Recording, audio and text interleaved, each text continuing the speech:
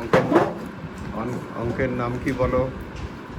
বেতন গ্রহণ করেছে সীমা, নিমা, মুন্নি তিনজন অংশীদার।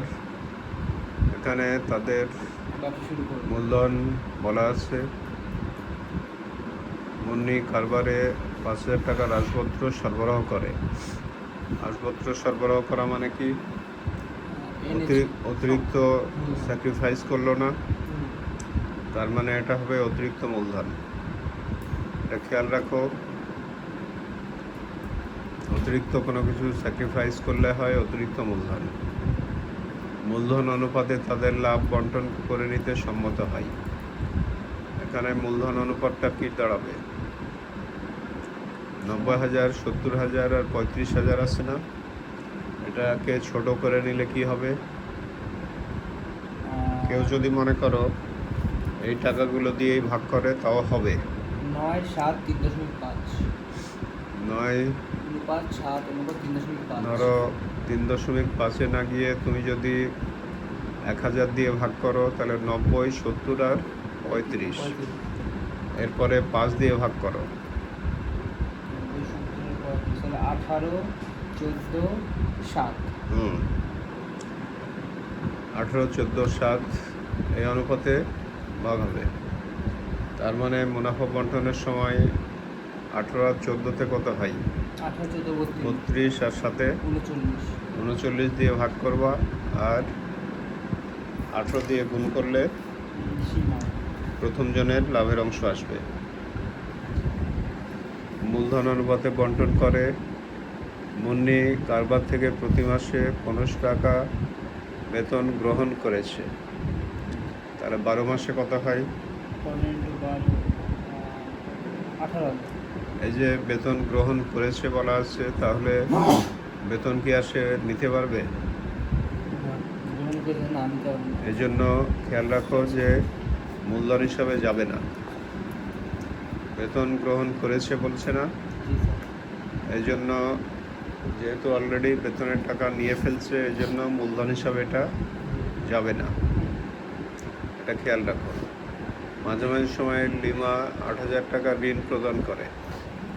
এখানে ঋণের সুদের হার অঙ্কে দেখো বলা আছে 10% হারে, তাই না? তাহলে 10% হারে মাঝামাঝি সময়ে ঋণ দিলে 400 টাকা সুদ হবে। তার মুনাফার আশায় প্রত্যেক অংশীদার প্রতি মাসের শুরুতে কারবার থেকে 700 টাকা উত্তোলন করে, তাই বলা আছে না? উত্তোলনের সুদ ধরতে বলছে কোথাও? বলছে নিচের লাইনে দেখো বলা আছে যে উত্তোলনের সুদ 10% ধরতে হবে। তো এটা যেহেতু প্রতি মাসের শুরুতে উত্তোলন, তাহলে উত্তোলনের সুদ নির্ণয় করবা কিভাবে? প্রতি মাসের শুরুতে বললে a × 6.5 গুণ r ভাগ 100, এই সূত্র দিয়ে উত্তোলনের সুদ বের করবা। a × 6.5 × r divided by 100 বছরের শুরু। এই সূত্র দিয়ে উত্তোলনের সুদ নির্ণয় করতে হবে। উত্তোলনের সুদ নির্ণয় করলেও তাদের মোট উত্তোলনের পরিমাণ প্রত্যেকের কত হবে বলো তো? প্রতি মাসের শুরুতে 700 টাকা উঠাইছে প্রত্যেক অংশীদার, 700, 1400, 2100, তিনজন এক মাস উঠে 2100 টাকা উত্তোলন। বলছি প্রত্যেকের উত্তোলনের পরিমাণ কত হবে?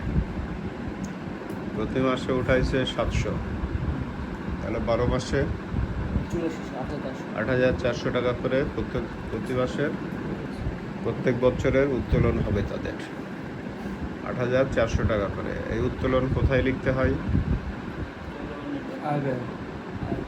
উত্তোলন মূলধন হিসাবে ডেবিটে যায়। আয় ব্যয় তো এখানে আয় ব্যয় হিসাব বলে কোনো হিসাবই হয় না। প্রত্যেক অংশীদার 700 টাকা করে উঠাতে, এখানে অংশীদার আছে 3 জন। এখানে আপনি 8,400 টাকা অংশীদার, তো একজন অংশীদার এক মাসে উঠায়, এক বছর উঠায়। 3জন অংশীদার তো 84, 8,400। 3 জনের তোমার দরকার নাই তো, তুমি মূলধন হিসাব করবো আলাদা, প্রত্যেকের নিজ নিজ উত্তোলন যাবে। ক্লিয়ার? এরপরে দেখো মূলধনের সুদও ধরতে বলছে, মূলধনের সুদ ধরবা।